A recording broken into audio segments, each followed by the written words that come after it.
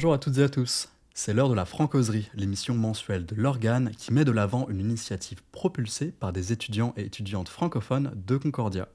Je suis Clément Lechat et pour ce troisième et dernier épisode de 2024, j'ai le grand plaisir d'accueillir Lorraine Laframboise, étudiante en doctorat à Concordia. Salut Lorraine.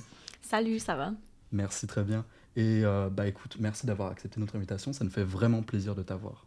Oui, merci pour l'invitation. Je suis contente d'être là. Donc c'est la deuxième fois que tu viens sur ce plateau. Tu étais déjà venu l'année dernière en septembre pour parler des efforts de syndicalisation de CROU. Donc CROU, c'est le syndicat des assistants d'enseignement et de recherche de Concordia. Aujourd'hui, on va vraiment parler de choses vraiment différentes. On va parler de tes recherches que tu mènes avec le professeur Stephen High. Donc encore merci. Oui, merci. Juste avant de commencer, je tiens à remercier toutes les personnes qui aident à la réalisation de cet épisode. Nathan Pupo-Green, Joyce Secpon et Soraya Gia, ainsi que Fraser Place de CUTV pour son soutien technique et CUTV pour l'utilisation de leur studio. L'organe est toujours à la recherche de nouveaux membres pour se joindre à l'équipe. Si jamais le journalisme, la production vidéo, encore le graphisme ou la production de contenu t'intéresse, tu peux directement nous contacter sur Instagram à organe-concordia. Alors juste pour commencer, Lorraine, est-ce que tu peux un peu nous raconter qui tu es et pourquoi aujourd'hui tu es doctorante en histoire à Concordia?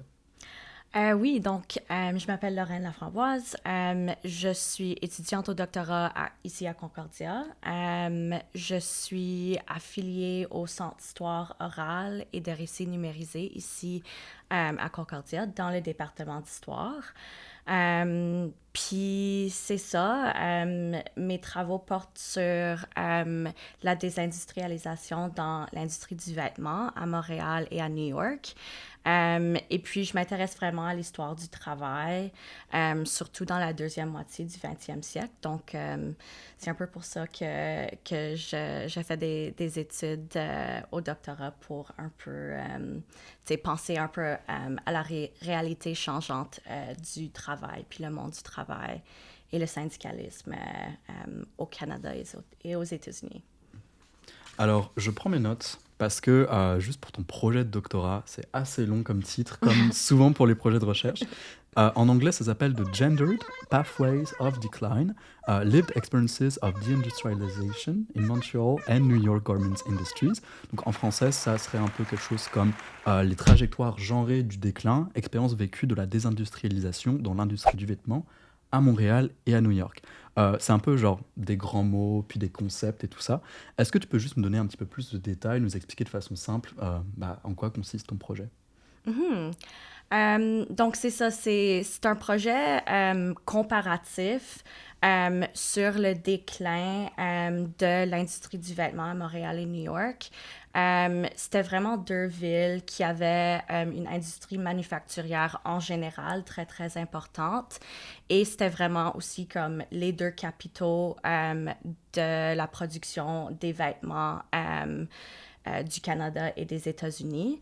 Donc, le projet de recherche consiste principalement à faire des recherches dans les archives et puis des entrevues d'histoire orale avec des travailleurs et principalement des travailleuses qui ont vécu un peu le processus de déclin qui avait commencé principalement dans les années 70, puis qui a continué dans les années 80-90 dans les deux villes. Mhm.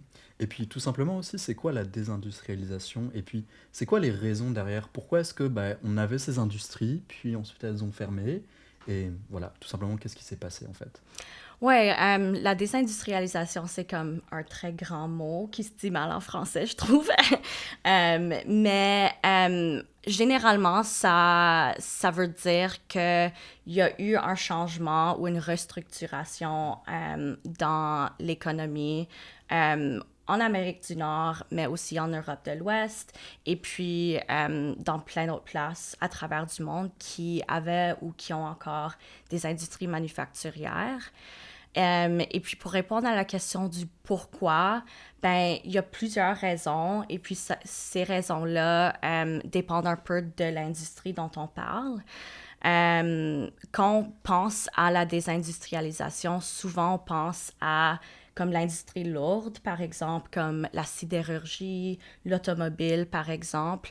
Mais il y avait plein d'autres industries manufacturières au Canada et aux États-Unis, notamment le vêtement et d'autres types d'industries manufacturières. Dans le vêtement, on voit que dans les années 70, le gouvernement canadien commence à libéraliser ses relations d'échange avec d'autres pays. Donc, la raison pour laquelle on avait une industrie du vêtement pour commencer, c'est que ça remonte un peu plus longtemps, mais avec la Confédération, il y avait plein de tarifs, ça se dit en français, right? Tarifs? Ouais, des tarifs douaniers, des Oui, droits de exactement, douane. c'est Ouais. ça. Des tarifs douaniers qui ont fait en sorte qu'on voulait comme protéger les industries canadiennes pour favoriser l'industrialisation. Donc, Puis j'imagine aussi, il y avait les États-Unis au sud, un grand oui, compétiteur. Donc les tarifs douaniers aidaient un peu au développement. exactement. L'idée, c'était vraiment de protéger les industries canadiennes qui étaient comme vraiment en développement. Donc, avec les années, ces tarifs douaniers sont restés en place, mais commençant dans les années 1970, il y a comme un autre consensus qui se développe avec l'échange international qui fait en sorte qu'on commence à enlever ces tarifs douaniers.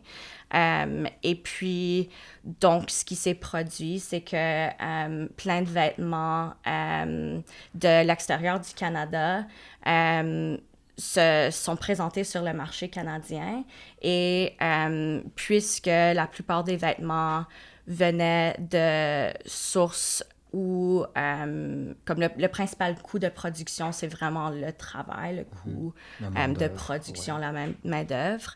Ça venait des sources où on payait le monde beaucoup, beaucoup moins. Donc, le coût des vêtements qui entraient dans le marché canadien, le marché canadien puis les producteurs canadiens ne pouvaient plus entrer en compétition avec ces nouveaux vêtements-là. Donc, ça a été une très grande cause de la désindustrialisation dans le vêtement en particulier au Canada. Ouais.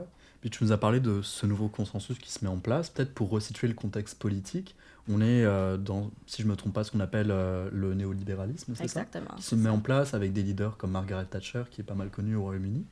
C'est qui au Canada, justement, qui impulse ce mouvement? C'est plusieurs personnes à plusieurs niveaux du gouvernement. On n'a pas nécessairement au Canada comme une figure politique comme Margaret Thatcher ou Ronald Reagan qui est comme le symbole. Ou le symbole du néolibéralisme. Mais le Canada comme participe à plusieurs de ces négociations-là où on commence à changer comme la relation du Canada avec le reste du monde. Puis ce consensus, puis ces idées politiques comme le néolibéralisme, ça vient un peu infuser la perspective de plusieurs gouvernements successifs au Canada. Ouais. Puis il y a beaucoup de secteurs qui ont subi ce processus-là. On peut penser à l'automobile, par exemple, où tu as parlé aussi de la sidérurgie. Mais qu'est-ce qui t'intéresse, toi, avec l'industrie du vêtement? Pourquoi tu as fait ce choix, puis pas une autre industrie, par exemple? Oui, c'est une bonne question parce que, tu sais, le vêtement, on dirait que c'est pas comme central à l'économie, mais, tu sais, ce qu'on oublie souvent, c'est que, tu sais, la plupart des vêtements que le monde achetait, tu sais, avant les années 70, 80, 90, étaient faits au Canada, ce qui est comme un peu impensable maintenant. Donc, ce qui m'a intéressée vraiment, c'est d'une perspective de l'histoire du travail. C'est surtout l'histoire du travail des femmes et aussi des femmes et des communautés immigrantes au Canada qui, comme prennent pas nécessairement tellement d'espace dans les récits qu'on raconte souvent de la désindustrialisation. Par exemple, tu as cité les exemples de l'automobile, et de la sidérurgie. C'est souvent du travail plus masculin. Mais la désindustrialisation, ça a affecté plein de personnes. Et avec l'industrie du vêtement, on vient chercher puis un peu inclure les perspectives des femmes et puis des communautés immigrantes à Montréal. Ouais, c'est intéressant parce que toi, tu fais donc des entretiens d'histoire orale avec ces femmes qui ont vécu ce grand changement. C'est qui ces personnes en fait? Alors habituellement, je sais pas toi comment ça se passe, mais on peut pas vraiment donner le nom ou parler trop en détail des personnes. Mais est-ce que tu peux nous donner une idée, voilà, des personnes avec qui tu t'entretiens pour ce projet? Oui, donc je peux parler un peu de mon projet de maîtrise qui se concentrait vraiment sur Montréal parce que j'ai pas encore commencé mes entretiens pour le projet du doctorat. Mais pour Montréal, j'avais surtout parlé avec des femmes d'origine italienne parce qu'il y avait une très importante vague d'immigration italienne vers Montréal et le Canada en général dans les années 60. Donc, elles ont travaillé dans l'industrie comme dans les années 60. 70, ça allait assez bien dans l'industrie, donc il y avait beaucoup de demandes de main-d'œuvre. Donc, plein de femmes nouvelles arrivées travaillaient dans l'industrie du vêtement. Donc, c'est surtout des femmes d'origine italienne, aussi portugaises, en général, comme du sud de l'Europe, avec qui j'ai pu parler. Puis, ouais. Puis du coup, tu nous racontes que cet intérêt-là, il remonte même jusqu'à ta recherche de maîtrise. Euh, c'est quoi un peu l'histoire derrière le lancement de ce projet, puis juste ton intérêt, parce que oui, tu nous as dit que ce sont des personnes dont on ne parle pas habituellement dans les études du travail, mais comment as-tu développé cet intérêt personnel pour ce sujet? Donc, quand je suis déménagée à Montréal en 2013 pour commencer mes études à McGill, j'ai fait mon bac à McGill. Et puis,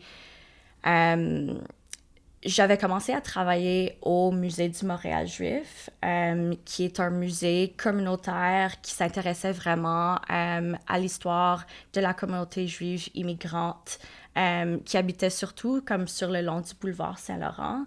Et c'était vraiment dans les années 1910, 1920, 30, 40. C'était vraiment comme l'artère de l'industrie du vêtement.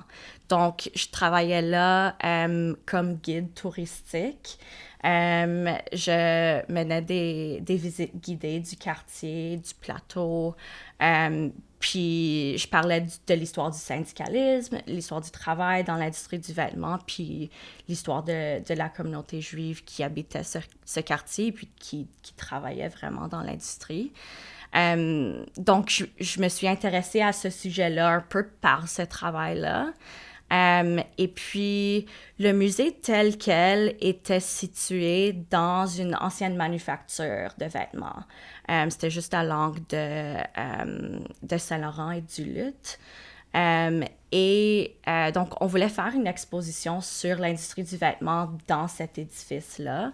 Donc, j'ai commencé à faire des recherches pour cette exposition. Et puis...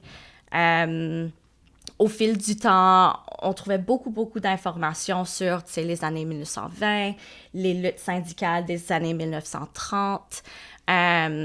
Puis là, évidemment, comme il n'y a plus une industrie du vêtement, c'est plus une industrie ou une manufacture de vêtements, évidemment. Donc, mais on ne savait pas exactement c'était quoi le processus par lequel il n'y avait plus de travail dans cette industrie dans le quartier. L'exposition terminait juste comme, OK, puis là, c'est comme... ça l'a déménagé vers un autre quartier ou vers d'autres pays. Il manquait vraiment du contexte pour Oui, comprendre ce qui s'était exactement, passé. c'est ça, exactement. Puis il manquait comme des recherches, une littérature là-dessus. Donc, c'est à ce moment-là que que j'ai trouvé qu'il y avait évidemment plus de recherche à faire sur ce sujet. Puis quand on pense à l'industrie du vêtement ou de la mode, ben, on peut imaginer plein de projets de recherche différents sur plein d'aspects différents de ce sujet. Qu'est-ce qui t'intéresse dans la c'est vraiment dur à dire, hein. Dans la désindustrialisation, dans ce processus-là, parce qu'on pourrait on pourrait même revenir encore plus tôt, on pourrait penser justement comment est-ce que l'industrie est apparue. Et qu'est-ce qui est plus intéressant pour toi dans sa disparition?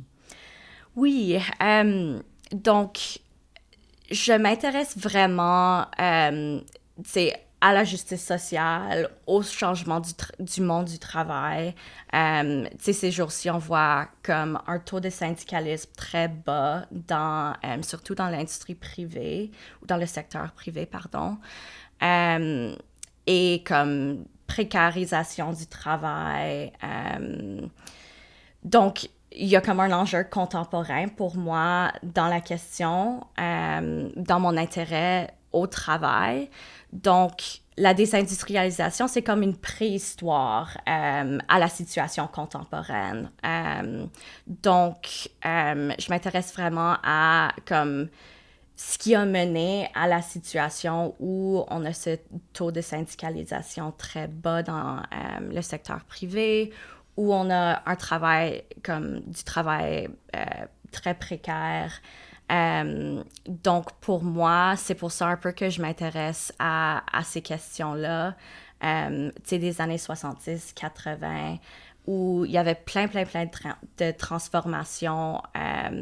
Puis la désindustrialisation, c'est un peu une façon de non seulement explorer, OK, des fermetures d'entreprises, puis les expériences de ça, mais aussi c'est quoi les conséquences sociales de ce processus-là. Et justement, quelles ont été les conséquences sociales pour les personnes avec qui tu t'es entretenue? Oui, donc pour les personnes avec qui j'ai parlé pour mon projet, c'était souvent des personnes qui travaillaient comme pendant très longtemps dans l'industrie, mais au point où leur milieu de travail avait fermé. Ils étaient proches de la retraite, mais pas là encore.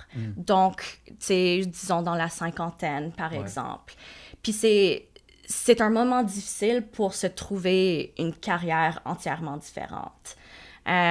Donc, il y avait des enjeux, tu sais, identitaires, parce qu'on construit souvent notre identité autour de nos expériences de travail. Il y avait évidemment une situation financière très difficile, une perte de travail, puis une perte de travail syndiqué aussi. Ça voulait dire que tu as un revenu de moins dans la maison. Mais ce que j'ai vu, c'était pas juste la perte du travail, mais c'était aussi une détérioration dans les conditions de travail dans les usines qui fonctionnaient encore. Avec les fermetures d'entreprises, le taux de syndicalisation avait chuté, surtout dans les années 80, qui avait fait en sorte qu'il y a beaucoup moins de milieux de travail syndiqués. Les travailleurs avaient beaucoup moins de protection, d'avantages sociaux, par exemple, fonds de retraite. Donc, c'est pas juste la perte d'emploi, mais c'est aussi une détérioration dans le travail qui restait dans l'industrie. Il y a comme des conséquences collectives qui dépassent même l'expérience personnelle de ces ouvrières. Et est-ce que tu sais pourquoi est-ce que dans les usines qui fonctionnaient encore, il y avait moins d'ouvrières qui se syndiquaient? Pourquoi ce déclin du syndicalisme? Ben, c'est important comme question. Pour un syndicat, leurs revenus viennent des cotisations de leurs membres, évidemment. Donc, s'il y a une entreprise syndiquée qui ferme, ben, le syndicat perd les cotisations et donc a de moins en moins de revenus financiers pour organiser d'autres milieux de travail. Puis, c'était vraiment les employeurs qui qui voulaient désyndiquer leur milieu de travail. Donc, par exemple, j'avais parlé avec quelqu'un qui était un entrepreneur dans l'industrie du vêtement. Puis, pendant cette période, il y avait une entreprise syndiquée. Il avait fermé cette entreprise-là, puis il avait réouvert une autre entreprise qui faisait la même chose, mais c'était pas un milieu de travail syndiqué. Puis, ce que ça veut dire, c'est qu'il peut payer les employés moins parce qu'il n'y a pas de convention collective. Donc, à travers ce processus-là de fermeture, c'était comme un peu un downward spiral pour le syndicat qui avait de moins en moins de ressources pour organiser d'autres travailleurs et travailleuses. Ouais. Puis j'aimerais qu'on s'attarde aussi un petit peu sur les conséquences qu'on ressent encore aujourd'hui à Montréal. Puis ce dont on parle beaucoup en ce moment à Montréal, c'est la gentrification ou l'embourgeoisement de certains quartiers qui étaient davantage populaires, puis pauvres aussi dans le passé. Puis j'y connais vraiment pas grand-chose sur le sujet de tes recherches, mais est-ce qu'il y a un lien à voir entre la désindustrialisation de certains quartiers, puis aujourd'hui la façon dont ils, entre guillemets, fleurissent à nouveau, mais à travers d'autres mécanismes, pas le retour de l'industrie, mais l'arrivée de nouvelles populations plus riches? Oui, c'est une bonne question, puis c'est une grande question aussi. C'est sûr qu'il y a un lien entre la désindustrialisation et la gentrification. Premièrement, par juste la restructuration économique. Donc, on voit ce qui vient un peu remplacer le travail industriel, l'industrie manufacturière, c'est le secteur des services. Donc, c'est le secteur des finances, des assurances, le secteur immobilier. Donc, tout ça fait en sorte que il y a une différente population qui fait ce genre de travail. Il n'y a pas comme un lien direct entre les personnes nécessairement qui travaillaient dans une manufacture de vêtements puis qui travaillent en assurance, par exemple. C'est pas eux qui vont se reconvertir dans ces milieux-là. Exactement. Puis, donc, avec cette restructuration de l'économie, ça change pas juste le monde du travail, mais ça change d'où vient le profit dans une économie.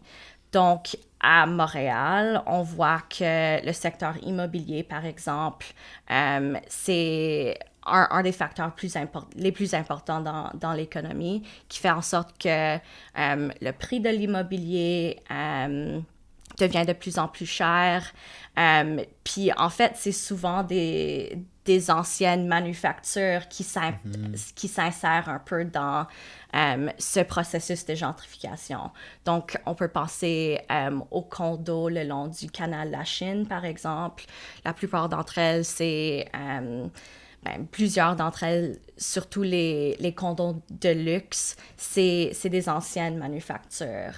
Donc, on voit un fil connectif entre les espaces même industriels qui sont reconvertis pour la classe moyenne ou pour les riches.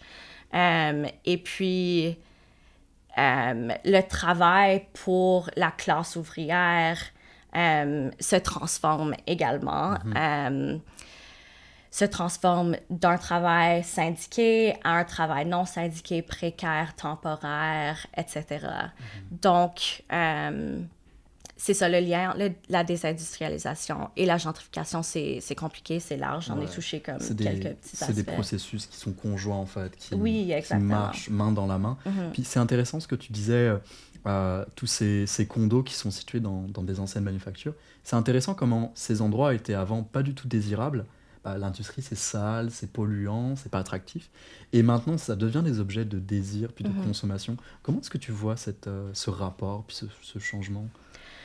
Oui, c'est compliqué, évidemment. Il y a aussi, du point de vue esthétique, il y a une valorisation de...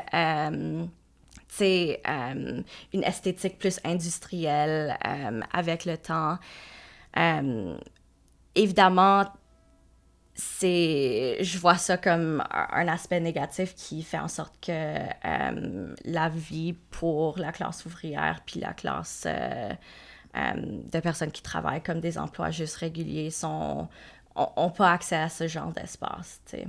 Ben, merci beaucoup pour toutes tes explications. On comprend mieux maintenant ben, comment cet enjeu qui est vraiment du passé continue à nous impacter, puis même dans la façon dont on évolue dans la ville même. Je trouve que c'est super intéressant.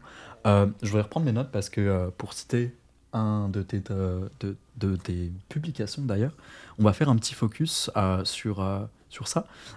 Donc c'est un article que tu as publié dans la Revue d'études ouvrières canadienne. C'était l'année dernière et ça s'appelle La grève de la fierté, résister à la désindustrialisation dans l'industrie montréalaise du vêtement, 1977-1983. Est-ce que tu peux tout simplement nous dire c'est quoi la grève de la fierté? Ça a eu lieu en 1983. Puis moi, j'en avais vraiment jamais entendu parler avant de préparer l'épisode. Donc tout simplement, pourquoi c'est un événement important, un événement marquant? Ouais, c'est ça. Ben, j'en avais pas non plus entendu parler avant de commencer mes recherches. En fait, c'était la première grève dans l'industrie du vêtement à Montréal en 43 ans. Donc, ces 43 ans, c'est quand même assez long pour pas avoir de conflit de travail. Donc, c'est clair qu'il y avait c'était un événement marquant. Puis la grève, il y avait plein de problèmes dans l'industrie que j'avais un peu mentionné avant. La détérioration des conditions de travail, les fermetures d'entreprises. Puis en 1983, la convention collective expirait et l'Association des employeurs avait revenu aux syndicats puis aux travailleurs avec une offre de contrat comme complètement inacceptable.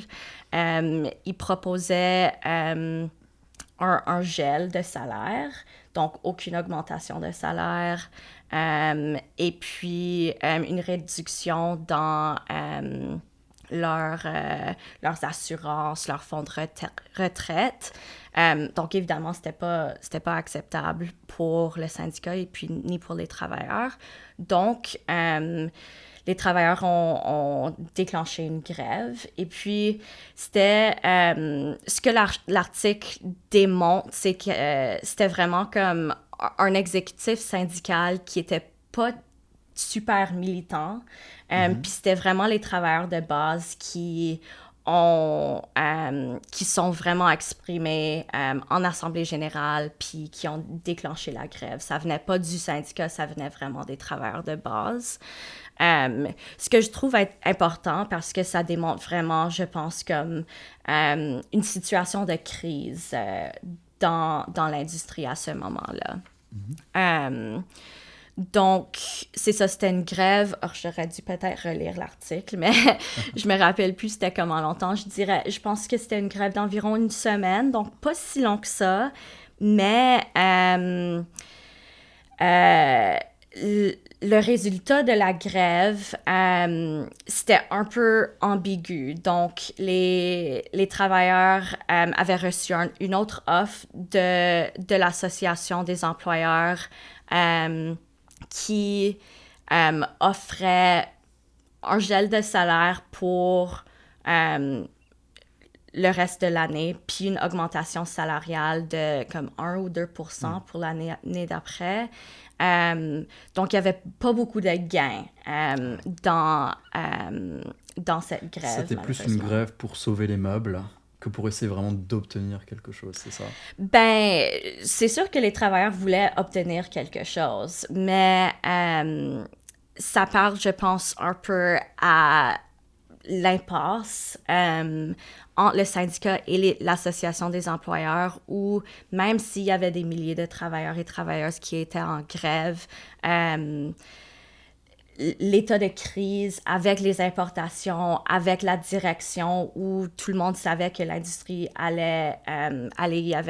il allait juste avoir plus de fermetures. C'était sur le déclin. Exactement, ouais. C'est ça. Donc, c'est pour ça, je trouve que c'était comme intéressant, puis quand même particulier, puis ouais, peut-être un peu décevant comme historienne qui s'intéresse, et syndicaliste aussi qui s'intéresse vraiment au travail, où il n'y avait pas nécessairement tant de gains que ça. Mais je trouve que ça représente vraiment comme la situation de crise qui faisait face à l'industrie. J'ai vraiment trouvé que c'était une histoire intéressante à raconter parce que cette grève, elle s'est passée dans le quartier Chabanel. Puis à l'époque, c'était le quartier du vêtement, c'était le quartier de l'industrie manufacturière du vêtement. Et aujourd'hui, on voit qu'on l'appelle le quartier de la mode. Puis le quartier s'est un peu restructuré autour d'une nouvelle industrie, mais en même temps, la mode, c'est lié aux vêtements. Puis toi, comment est-ce que tu conçois cette évolution du vêtement vers la mode? Qu'est-ce que ça dit tout simplement de l'évolution de cette industrie, de sa transformation? Ouais, c'est une question à laquelle je réfléchis souvent parce que beaucoup, tu sais, dans les entrevues que j'ai faites, surtout avec les entrepreneurs et les employeurs dans l'industrie, j'avais remarqué que même s'ils fermaient leur production, leurs ateliers à Montréal, ils continuaient à faire le travail de conception, le travail de, tu sais, comme faire les patrons, le travail comme plus de mode ici à Montréal, mais la production se faisait à l'étranger. Donc, je vois vraiment, c'est comme un fil qui connecte vraiment le passé plus industriel à Montréal, puis le présent, c'est plus mode, fashion, le quartier de la mode. Donc, ça a été une transformation où la production n'est plus à Montréal, mais le travail comme plus, tu sais, créatif. Puis ça s'insère aussi dans comme la nouvelle économie, le secteur comme créatif, etc. Donc, mais à Chabanel, il n'y a pas seulement la mode, il y a plusieurs comme studios d'artistes qui connectent un peu à la question de la gentrification. Mais aussi, il y a, comme Chabanel, tu sais, c'est des gros espaces industriels où maintenant, beaucoup de travail, c'est dans la logistique. Donc, cette comme nouvelle économie où le travail est très précaire, très mal payé, qui fait en sorte que, tu sais, tous les biens qui viennent d'ailleurs sont redistribués, envoyés, tu sais, à travers le Canada. Donc, il y a comme une plus grande transformation, je pense, dans le quartier Chabanel. C'est intéressant parce que ça montre aussi comment le discours a évolué sur ces questions, c'est-à-dire que la mode, le design, c'est à haute valeur ajoutée en termes de production économique, alors qu'au contraire, on a délocalisé ce qui est considéré comme étant d'une plus faible valeur économique, tout simplement.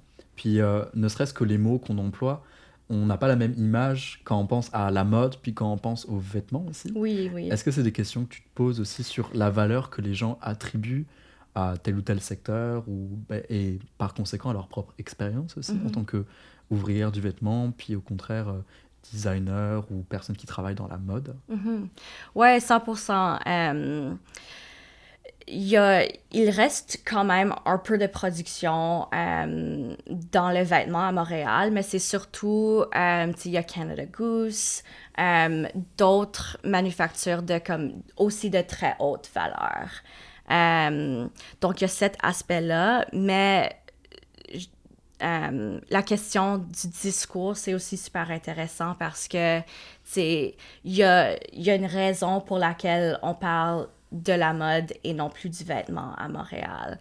Et puis, je pense que ça a beaucoup à faire avec ce qu'on valorise, quel genre de travail on valorise, puis aussi quel genre de travail reçoit, tu sais, comme de l'investissement du gouvernement, tu sais, des subventions, tu sais, c'est la question du discours, je pense que tu relèves, c'est super important.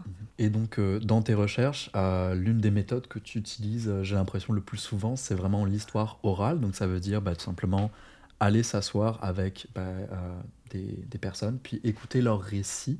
Et d'ailleurs, tu es affilié avec le Centre d'histoire et de récits numérisés, si je ne me trompe pas, de Concordia. Est-ce que tu peux tout simplement nous expliquer pourquoi est-ce que tu emploies cette technique de l'histoire orale, puis pas d'autres techniques, parce qu'il y en a plein en histoire, tu peux peut-être nous expliquer un petit peu. Ouais, donc l'histoire orale, c'est vraiment crucial à mon travail, mais aussi dans l'histoire du travail. Et c'est une méthode qui s'emploie souvent aussi dans l'histoire de la désindustrialisation. Je travaille aussi sur un projet qui s'appelle The Industrialization and the Politics of Our Time, qui est affilié au Centre d'histoire orale et de récits numérisés. Et puis, c'est vraiment une des façons principales dont plusieurs des chercheurs dans le domaine font leurs recherches. Et puis, ça relève surtout à l'importance de comprendre l'expérience vécue dans un processus qui, tu sais, je donnais des explications avant qui étaient très comme structurelles au niveau, mais il y a un coût humain à cette restructuration de l'économie. Donc, l'histoire orale, ça nous donne accès aux expériences vécues,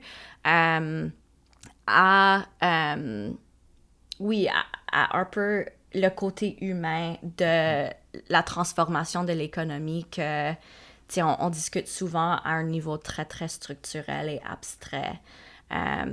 Donc, ouais, l'histoire orale, c'est une vraiment bonne façon de comme rapporter ça un peu au niveau humain, je trouve. Puis comment tu fais pour combiner ces récits, ces expériences vécues, avec d'autres types de documents ou d'autres types de méthodes? Ouais, c'est une bonne question. L'histoire orale, c'est pas la même chose qu'un document écrit. Donc, les questions qu'on peut poser à une source orale, c'est fondamentalement différent que les questions qu'on va poser ou demander à une source écrite. Donc, tu sais, l'histoire orale nous donne accès, tu sais, à l'aspect humain, à, aux perspectives plus émotionnelles. Et même si, tu sais, souvent il y a des critiques au sujet de l'histoire orale. Ah, qu'est-ce qui arrive si quelqu'un va comme mal rappeler un détail ou ils vont se tromper? Ben, il y a de l'information dans ces petites erreurs. Donc, on prend jamais ça comme à face value. On prend ça toujours avec une perspective critique. Et puis, donc c'est ça, c'est toujours comme complémentaire. On fait jamais comme des histoires, des entrevues d'histoire orale à place de consulter des archives. C'est juste fondamentalement comme différent et complémentaire exactement comme source. Ouais. Puis c'est intéressant parce que les critiques parfois de l'histoire orale, c'est que c'est subjectif, puis que c'est juste une perspective sur une question. Mais c'est peut-être important de rappeler également que tous les documents historiques, peu importe leur nature, sont également ancrés et situés aussi dans leur contexte, par les personnes qui les ont réalisés ou écrites. Tu peux nous en dire plus sur ça? Oui, bien 100%, c'est... tu sais, les archives, ils conservent pas tout. C'est pas non plus une source objective sur le passé. Tu sais, les archives font des choix sur quels documents ils conservent, quels documents ils conservent pas. Tu sais, l'ordre dans lequel ils présentent des archives. Donc, c'est avec toute source historique, il faut toujours avoir cette... garder ces questions en tête. Et je me demandais, parmi les entretiens que tu as fait donc, pour ton projet de maîtrise, parce que si je me rappelle bien, t'as pas encore commencé ceux de ton projet doctoral, mais dans tes recherches de maîtrise, est-ce qu'il y a eu des entretiens qui t'ont particulièrement marqué, des histoires dont tu te rappelles et qui résonnent avec toi? Oui, je me rappelle d'une entrevue en particulier qui avait vraiment changé ma perspective sur surtout l'expérience des femmes dans dans l'industrie du vêtement, puis juste le monde du travail en général. J'avais préparé mon guide d'entrevue, il y avait plein de questions qui étaient vraiment très visées sur le travail. Donc, tu sais, comment est-ce que tu as commencé à travailler dans l'industrie du vêtement, comment longtemps, quelles étaient tes expériences, whatever. C'était très centré sur le milieu de travail. Puis je me posais plusieurs questions là-dessus. Puis à un certain moment, pendant une de mes entrevues, la personne était comme, j'étais pas fatiguée parce que je travaillais tout le temps dans la manufacture. J'étais fatiguée parce que il fallait que je me lève à comme 5 heures du matin pour préparer les lunchs de mes enfants, pour, tu sais, leur apporter à l'école. Puis cette perspective-là, je trouvais que c'était vraiment important, puis m'avait un peu, tu sais, évidemment questionné sur comme mon obsession un peu sur le travail rémunéré, payé, formel. Mais, tu sais, le monde font plein de travail à l'extérieur de leur travail payé. Et puis, ça l'a vraiment ouvert comme une perspective plus sur c'est le reproductive labor, le travail non payé des femmes, et puis comment ça a un impact sur leurs expériences du travail en général. Ouais. Puis c'est intéressant parce que c'est peut-être des récits ou des dimensions de la vie d'une personne qui peut-être parfois ne sont pas compilées dans la 100%. recherche historique, de penser un petit peu en dehors de la perspective habituelle. Oui, exactement. Puis, tu sais, toutes les perspectives que j'avais entendues dans les entrevues que j'avais faites, c'est sûr et certain que j'aurais jamais trouvé ça dans des archives. Mais il y avait aussi cette dimension de questionnement sur mes propres...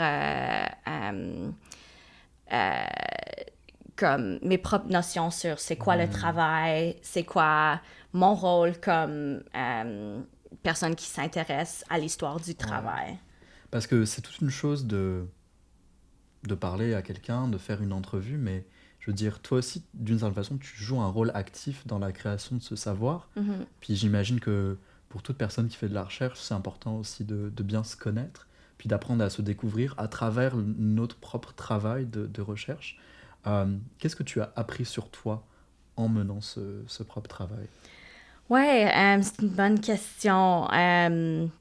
Ouais, j'ai surtout appris, tu sais, en histoire orale, tu sais, c'est un domaine de recherche très actif, et puis il y a beaucoup de textes écrits sur exactement cette dimension-là. Le fait qu'une entrevue, c'est essentiellement co-créé entre la personne qui fait l'entrevue et la personne qui répond aux questions. Donc, c'est ça, personnellement, cette instance-là m'avait vraiment marquée, et puis m'avait comme, tu sais, vraiment ouvert mes perspectives sur, tu sais, le féminisme, et puis, tu sais, c'est quoi, qu'est-ce qu'on trouve important quand on commence un projet de recherche, et puis à la fin, ce qu'on trouve important, c'est souvent un peu différent de ce qu'on pensait avant. Donc, juste, je dirais comme l'ouverture à se questionner un peu. La curiosité, oui, et exactement. l'ouverture. Merci beaucoup de nous partager ça, c'est vraiment super intéressant. Puis moi, là, en t'écoutant parler de tes recherches, puis de tout ce que tu fais pour capturer ces récits de vie, je vois un lien assez clair aussi avec d'autres engagements que tu peux avoir, notamment au sein du syndicat CROO. Est-ce que tu peux tout simplement me dire quelle est la nature de ton engagement avec ce syndicat? Oui, donc je suis responsable aux affaires externes de CREW. Puis CREW, c'est le Concordia Research and Education Workers Union, qui représente les assistants de recherche et d'enseignement à Concordia. Donc, c'est ça mon rôle. Je suis sur le comité exécutif, et puis comme responsable aux affaires externes, je suis responsable à vraiment comme gérer les relations du syndicat avec d'autres groupes à Concordia, avec la CSN, et puis, tu sais, le monde du travail Ouais. à Montréal, plus en général. Puis la CSN, faut préciser, c'est votre syndicat mère. C'est-à-dire que Oui. vous êtes comme une, une branche, disons, du syndicat CSN, c'est ça? Oui, la CSN, c'est la Confédération des syndicats nationaux. Puis on est notre propre syndicat, mais on est affilié avec la CSN. Donc, c'est une mère, mais pas... On a un peu de distance Vous ici. avez dit ça aussi. Puis, bah, écoute, moi, en regardant ce que tu fais en histoire, puis ton implication syndicale, je vois un petit peu un désir de s'engager, puis de porter aussi des causes, peut-être même de dénoncer quelque chose. Comment est-ce que tu fais le lien entre tes deux expériences? Puis j'imagine que tu as plein d'autres choses aussi, mais entre ces deux points en particulier. Ouais, ben, je pense que premièrement, à travers mes recherches, j'ai vraiment réalisé que, tu sais, le syndicalisme puis le mouvement syndical, c'est vraiment très, très important, que ça soit au niveau du travail, comme dans le milieu du travail, mais aussi au niveau politique. Euh, donc, c'est ça. Puis, tu sais, ma mère est une infirmière, puis son travail syndiqué, ça a vraiment été comme le noyau de notre famille. Donc, j'ai aussi une expérience, tu sais, personnelle avec voir comme l'importance du syndicalisme. Donc, ça a vraiment été une décision comme très, très naturelle. Ouais. Est-ce que tu peux tout simplement nous résumer un petit peu, c'est quoi le combat que porte CROU, puis qu'est-ce que vous voulez atteindre, et où est-ce que vous en êtes avec l'université? Il y a des discussions en ce moment. Oui, c'est ça. Donc, là, on est présentement en négociation avec Concordia. Ça fait longtemps qu'on a eu des changements importants à notre convention collective. C'est sûr que la plus grande demande qu'on fait à l'université, c'est une augmentation de salaire. On n'a pas eu d'augmentation depuis 2022. Et puis, le coût de la vie, ça a beaucoup augmenté pendant la pandémie, mais aussi depuis ce temps-là, surtout avec le prix du logement et puis le prix de la nourriture. Puis, l'augmentation du salaire, c'est comme fondamental pour nos membres. C'est souvent des étudiants et des étudiantes qui ont très peu de financement de l'université. Et puis, donc, un contrat d'assistante de recherche ou d'assistante d'enseignement, ça représente une très grande partie De leurs revenus. exactement, Ouais. de notre De leur revenu. budget aussi. Exactement. Ouais. Donc, on veut une véritable augmentation qui va faire en sorte qu'on n'a pas juste un salaire constant, mais que c'est une véritable augmentation Ouais. de salaire. Vous visez combien justement en termes d'augmentation, puis du coup de salaire? Pour l'instant, on vise 45 de l'heure. C'est ambitieux, non? C'est très ambitieux, oui. Pour Concordia, c'est ambitieux, mais à comparer à d'autres universités au Canada, c'est pas si ambitieux que ça. Par exemple, le salaire à l'Université d'Ottawa, c'est 49 de Tout de l'heure. même, ouais. Là, nous, on gagne 29 de l'heure. C'est sûr que, tu sais, la différence entre le coût de la vie à Ottawa et Montréal, il y en a peut-être, mais c'est pas 20 de l'heure. Donc, on veut vraiment que Concordia reconnaisse que notre travail est essentiel au fonctionnement de l'université. Et puis, 45 de l'heure, c'est vraiment ce qu'on vise. Puis cette année, tu as reçu une bourse, ça s'appelle la bourse Vanier. C'est une des bourses les plus prestigieuses d'ailleurs au Canada en ce qui concerne la recherche. Puis spécifiquement dans le domaine des sciences humaines puis des sciences sociales, il y en a environ 55 qui ont été octroyées cette année. Donc, bah, déjà félicitations. Merci. Est-ce que tu peux nous raconter comment tu t'es sentie au moment d'apprendre que tu avais reçu ta bourse? Ouais, ben j'étais en plein examen de synthèse quand j'ai reçu les nouvelles. Puis pour celles et ceux qui sont pas nécessairement familiers avec ce processus, en histoire, ce que ça veut dire des examens de synthèse, c'est que tu t'enfermes pendant 3 semaines puis t'écris juste des examens. Donc, j'étais vraiment comme enfermée puis en mode d'évaluation. Donc, ça m'a pris beaucoup de temps à comme même comprendre. Mais ouais, j'étais vraiment très surprise, honnêtement, parce que ouais, j'étais pas nécessairement super confiante avec le taux pas si élevé que ça de bourse. Mhm. Et est-ce que tu peux un peu nous expliquer c'est quoi le processus pour espérer obtenir une bourse Vanier? Oui, ils font en sorte que ça soit difficile. C'est compétitif, ouais. Ouais.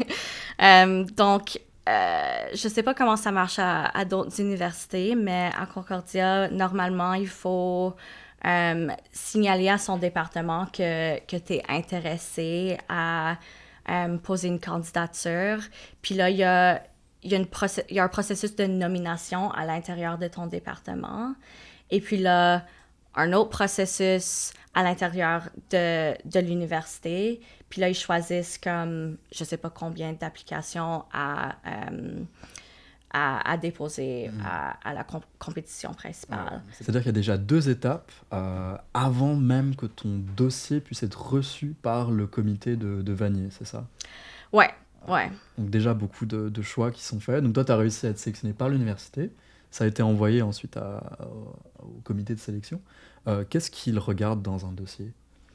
Le Vanier, c'est surtout, évidemment, comme il faut faire, comme écrire ce que tu penses être ton projet de recherche, donc un research proposal. Mais avec le Vanier en particulier, un peu plus particulier avec ce programme de financement-là, c'est surtout comme le leadership et puis l'engagement communautaire. Donc, c'est ça qui, je pense, qu'il priorise. Ouais. Et qui, selon toi, a fait la différence aussi dans ton dossier, ton engagement? Ouais, ça se peut, ça. J'ai beaucoup de critiques à faire sur le financement universitaire, donc j'imagine que oui, mais ouais, c'est aussi, je trouve, pas très juste comme système en même temps. Ouais, non, ça se comprend. Est-ce que tu auras un conseil à donner aux personnes qui espéreraient recevoir, puis candidater surtout? Ben, mes recommandations, c'est n'importe quel programme de financement, fais juste déposer ta candidature. Je trouve que souvent, le monde disent « Ah, il y a comme aucune chance que je vais être capable d'avoir ça, donc je vais même pas déposer ma candidature ou je vais même pas préparer une application. » Puis, tu sais jamais. Donc, comme n'importe quel programme de financement, j'encourage juste que tu soumettes une application parce que tu vas sûrement pas avoir une bourse si tu déposes pas une application. Eh bien, encore merci, Lorraine, d'avoir discuté avec nous de ton projet de recherche, puis de plein d'autres implications, puis réussites. Je voulais savoir si jamais les personnes qui nous écoutent s'intéressent à ton parcours, ou s'intéressent à ta recherche, ou même à ton action syndicale, comment est-ce qu'ils peuvent te rejoindre et discuter? Oui, donc pour Crew, la plupart de nos médias sociaux sont sur Instagram, c'est @crew.csn. Puis on a présentement une pétition pour notre lutte pour 45 $ de l'heure. Donc, je vous encourage à signer cette pétition-là. Autrement, pour moi, je suis vraiment pas bonne sur les médias sociaux, mais vous pouvez m'envoyer un courriel à lorrainelaframboise@gmail.com. C'est juste mon premier nom puis mon nom de famille. Merci beaucoup, Lorraine, de ton temps, puis d'avoir partagé avec nous tout ton parcours. C'était vraiment très apprécié. Oui, merci beaucoup. Puis forcément, on te souhaite beaucoup de chance aussi dans la suite. Merci. Et c'est ce qui conclut le 3e et dernier épisode de la Francauserie pour 2024. C'était vraiment un grand plaisir de vous avoir avec nous pour cet épisode. Un grand merci également à toutes les personnes qui ont contribué à la réalisation de cet épisode, Nathan Pupo-Green, Joyce Sekpon et Soraya Gia. Vous pouvez bien sûr retrouver l'Organe sur Instagram à organe-concordia pour retrouver les prochains épisodes de la Francauserie et également tous nos autres contenus. N'hésitez pas non plus à nous suivre sur YouTube à organe-conco. Si collaborer avec l'Organe vous intéresse, n'hésitez pas à nous envoyer directement un message sur Instagram à organe-concordia ou un courriel à organe@cutfmontréal.org. Également, nous proposons des collaborations pour écrire dans The Concordian, notre partenaire, dans la section des pages franco. Les articles sont disponibles toutes les semaines sur le site internet du Concordian et toutes les 2 semaines partout sur le campus en version imprimée. On reviendra en 2025 pour les nouveaux contributeurs et contributrices. Je suis Clément Le Chat et je vous dis à bientôt en 2025.